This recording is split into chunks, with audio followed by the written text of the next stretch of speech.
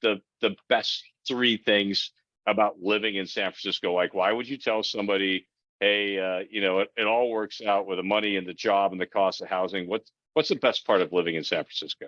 I mean, for me, my favorite things, I mean, again, it's just the sheer aesthetic beauty of this city. I know there's a lot of like, we're getting a lot of bad publicity, in the news and the press, but like at the end of the day, people don't live here on a day-to-day basis as I do. And I go out and I smile every time I walk out here, because it's like a pinch me moment. But I mean, there's beautiful landscape and architecture everywhere. It's so unique to the States.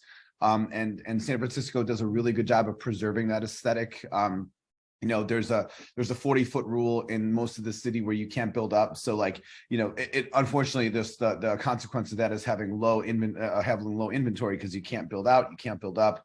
And there's very little raw land available. But I mean, the Victorians and the Edwardians and the architecture, you don't see these things anywhere else in the country, and even in the state for that matter. It's really awesome.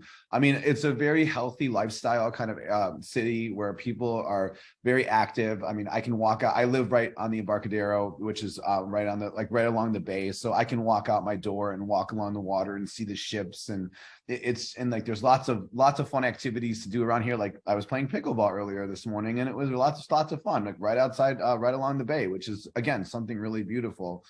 And I love the food. I mean, the food here is unreal. I mean, I still like to cook my Chicago food every once in a while, but like the San Francisco cuisine is just hard to beat. There's just amazing restaurants and amazing bars. And like, for instance, I was at a 17th floor restaurant bar called Cavagna.